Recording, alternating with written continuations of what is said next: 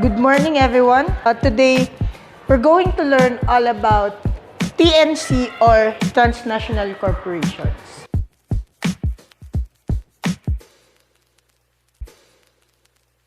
We must first tackle the very first part, wherein they are now describing what are transnational corporations. Simply, what are corporations? These are group of individuals who simply aims to gain profit. This profit is for the welfare of the stockholders. Corporations simply grew out of the Industrial Revolution, which began in 1712 when an Englishman named Thomas Newcomen invented steam-driven pump, which aims to pump water out of a coal mine, so coalmans would have more time mining coal than hauling buckets of water, which over the time improved as the technology also improved. This is where corporations capitalized, improving productivity, increasing profit. The main thing about corporations is that they are a group of individuals, right? Meaning they can lessen liability. Having less liability allows you to function more and simply to escape from the hands of the law and hide under the banner of a corporation. So you cannot simply charge one part of our group or just one individual. And in the movie, it is stated that transnational corporations arises from the occurrence of 14th Amendment. The 14th Amendment was made for black people to avoid slavery. The creation of 14th Amendment is also the eradication of slavery in the West. And the 14th Amendment simply states that black people or every people cannot be deprived of life, property, and rights under the due process of the law. And this is where the lawyers of transnational corporations came in, stating that, hey, corporations are also a person. We should be considered under the law as a legal person. Corporation is a group of people who invest money then applies for a charter in the government. Charter to a corporation makes it operate legally as an individual person instead of a group of people. The manifestation of a corporation being a legal person is having the legal rights of a person, given how corporations can buy and sell property, borrow money, sue and be sued in court, and carries on a business. One of the most interesting bits about the movie is that they tried classifying corporations as what type of person are they.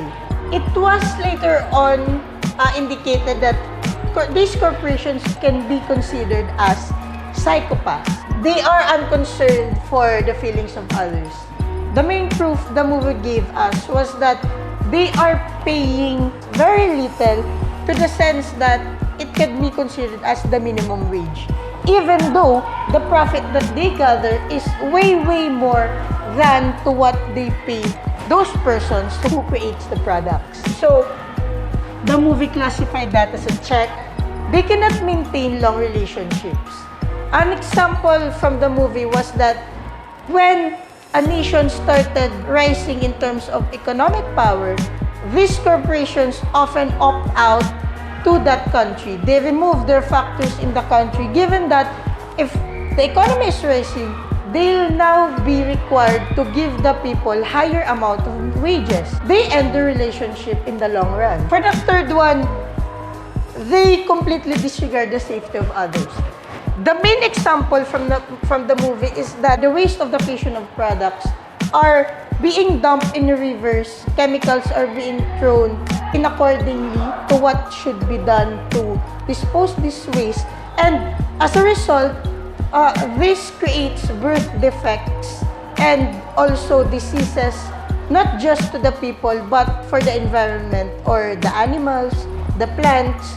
They doesn't care at all as long as they can gain profit. This is a check. They are willing to lie for profit.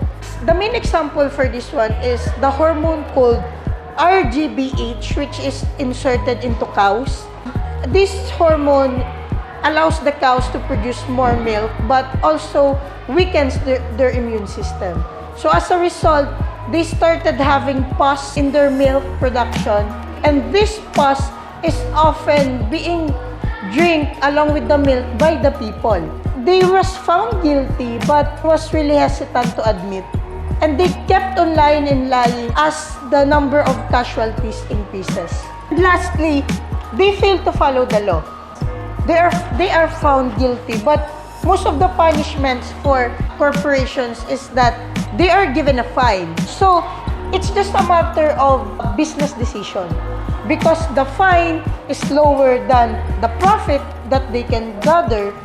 They'll opt to just break the law rather than to follow it. All in all, these are main indications that corporations are psychopaths.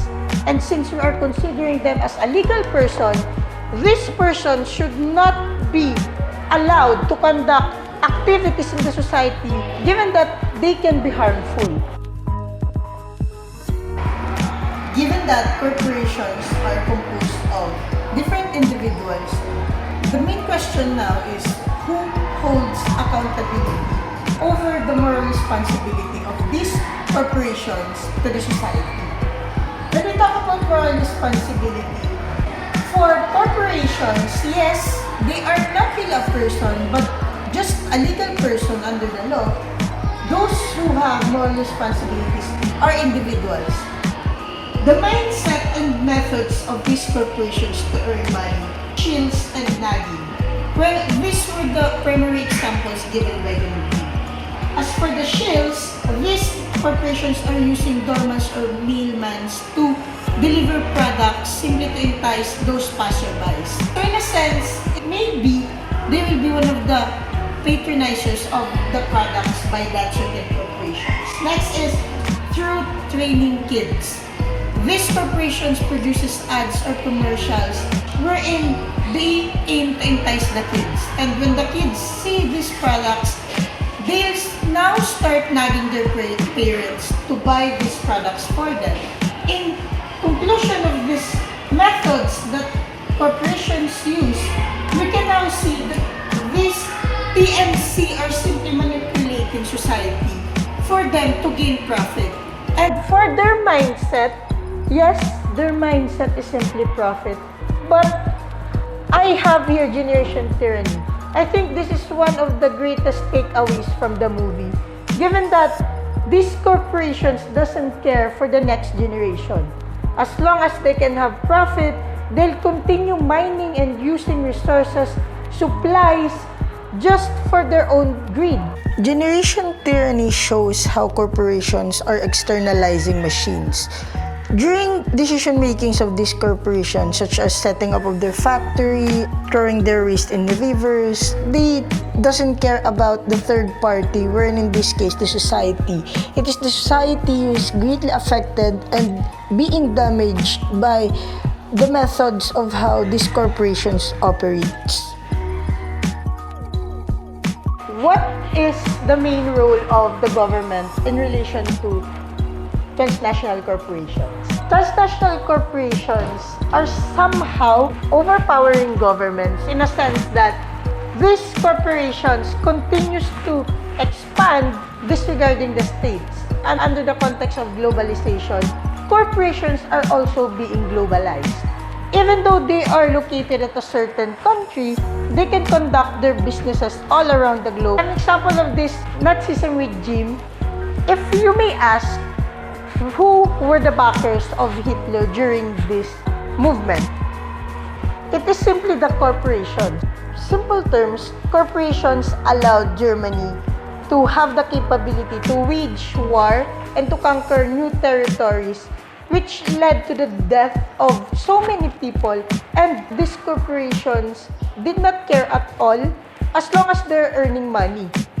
They are overpowering the government in terms of decisions because corporations now hold different aspects of society. They have now access to social media. They also have access to public opinions. They can now influence who the people will vote. They can also influence the economy of the state. And we can see how the government is being undermined by corporations. They are losing the ability to make decisions for the people because corporations are the ones who are manipulating the mindset of the people themselves. Under TNC and the government, we can conclude how TNC is so relevant at these modern times. We know how psychopathic corporations are, how detrimental they are for the society. This is the main point of the movie. Giving the people the chance to learn more for them to act more. And there are a lot of ways to combat corporations actually. I am not saying that corporations simply evil. No. Corporations gives a lot of things. They have a lot of roles in the globe. But most of them are really harmful that we cannot neglect these things anymore. Fighting back TNCs, the first one is to create laws to revoke charter of corporations because most of the times corporations are only given fines, and we can see now that these fines are not enough. It's now just a matter of business decisions for these corporations. If ever the government would have the ability to revoke these charters of the corporation, this will shock TNCs in a sense that they will now respect the law. They will conduct their business in a safer manner.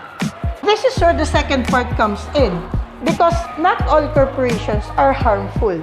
Some of these corporations, such as Tesla, is creating ways or innovations to develop a way of sustainable production. And I think this is one of the best ways to combat TNC because personally, my opinion of corporations under the movie is that corporations will never be eradicated. So if they cannot be removed, I think they should be the ones who or modify their behavior. And lastly, awareness or movement. After watching the movie, most of the viewers will now be aware, will now have their personal advocacy to only patronize corporations who cares for the environment, who cares for their safety. Among all three, this is the most logical in a sense that everyone can participate. Surely the way for these corporations to slow down because the people know what we're doing is wrong and the people want change. Now that we know more about corporations, it's time for us to delve deeper and connect corporations in terms of globalization. What are the roles of corporations or TNC to economic globalization? First is that they indicate the global north and global south.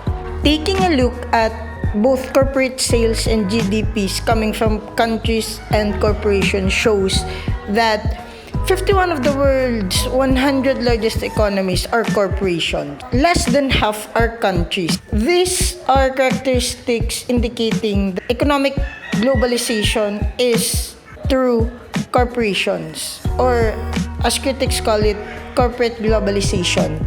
These corporations utilize the availability of cheap labor and resources of the global south, increasing corporate mobility and profitability. Economic globalization started becoming homologous to corporative globalization. Those countries at the global north are where corporations is mainly situated, while those countries at the global south are where the factories of these corporations are located.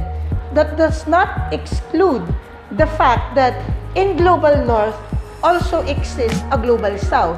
The main point is that TNC is prime indicator of economic globalization. Corporation greatly affects the state because they hold investment capitals, technologies, and access to international market trades, and this simply affects the economy of a state. It goes to show how big the impact of a corporation is to a certain country. An example of this is the role of Nokia in the Finnish economy, wherein back then, Nokia became a very large TNC who manufactures 37 out of 100 cell phones being sold worldwide. They became the engine of Finland's economy, wherein they employed 22,000 Finns, which helped domestic employment in the country.